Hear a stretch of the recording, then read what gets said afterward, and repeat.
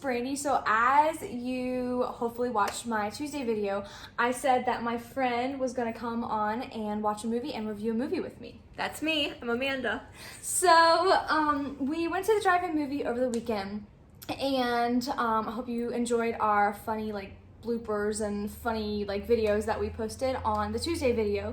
We wanted to watch the same director with just a different movie. So Tuesday I reviewed Grease, and the director, I always forget how to pronounce his name, Randall Kleiser. Kleiser, thank you, Randall Kleiser. We wanted to watch another movie that he directed, and it also was a romance. Is another rom-com, just like Grease, Yeah.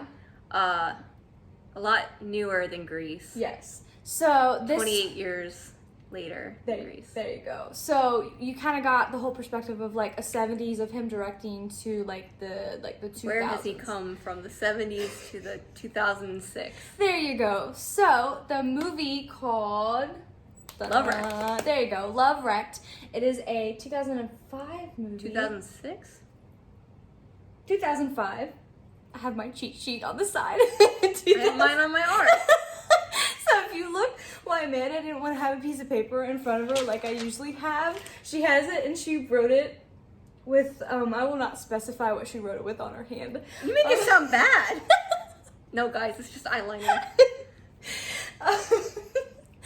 Anyway, okay, yeah, so we're going to be talking about the romantic comedy called LoveWrecked, and it is starring Amanda Bynes, Jonathan Bennett.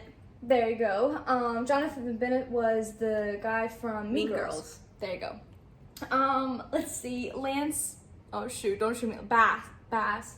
There you go. Lance Bass. He was from NSYNC, right? Yeah. Yeah, NSYNC. Not Backstreet Boys. I know. Don't shoot me. Lance Bass. And then Jamie Lynn Sigler is also in it. Chris Carmack.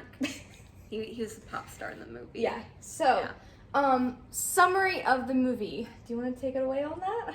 You're my guest. I can try. Friend. So basically, as most movies, there's a guy and a girl best friends, and the girl is obsessed with this singer, like a popular singer, and the movie kind of starts out with them at a concert. She's going crazy. He's there because he likes her, but he's not really into the fact that she likes the popular guy, pop singer.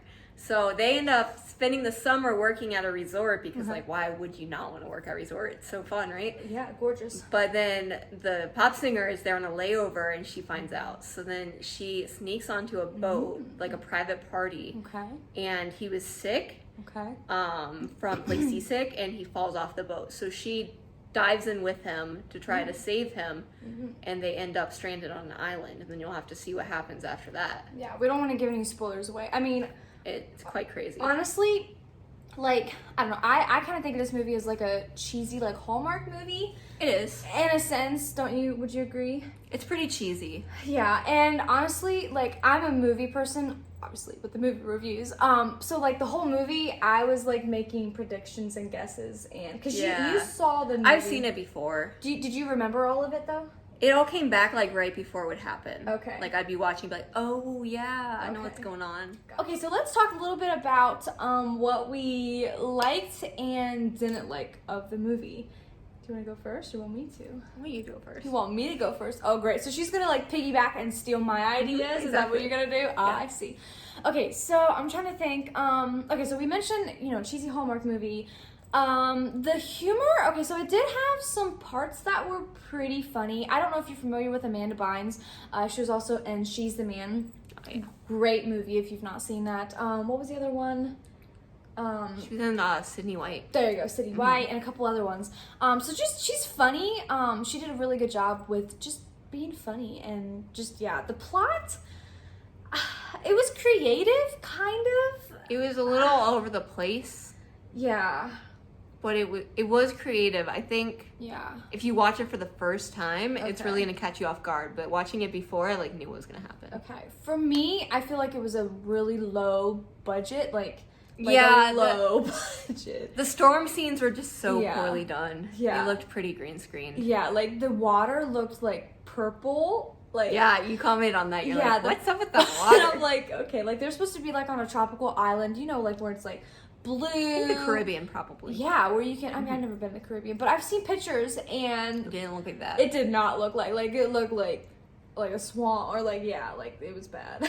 So definitely low budget. I feel like if they gave a little bit more of a budget and I don't know. I mean, they had A-list actors. They did. Yeah. How do you think they did with the acting though? Like, because it was like a rom-com. Like, it's hard to say if it was their fault or if it was like the script and movie itself. Okay. Like, you're only as good as your movie. True. So you're thinking the. I like to defend the actors and think that it was the movie's fault for their bad, like for the bad, for the less than par acting.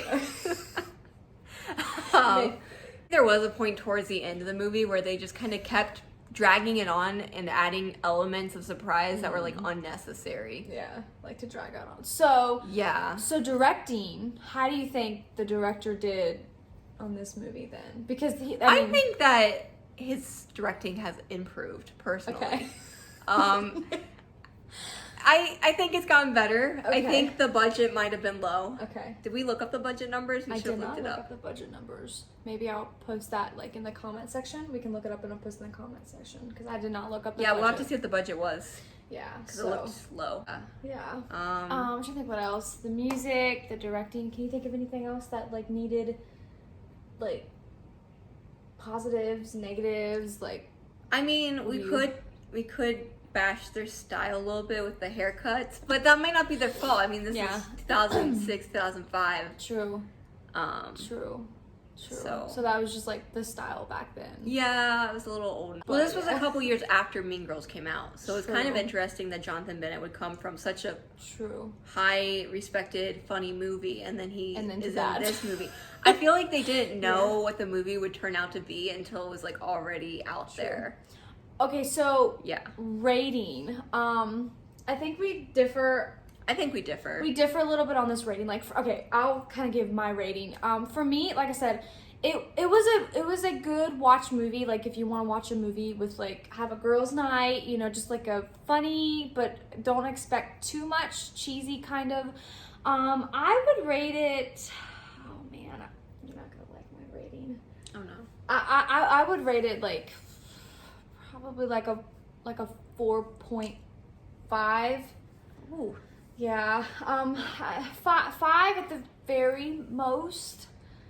Okay, I'll be generous. I'll be generous and give it like a 4.8.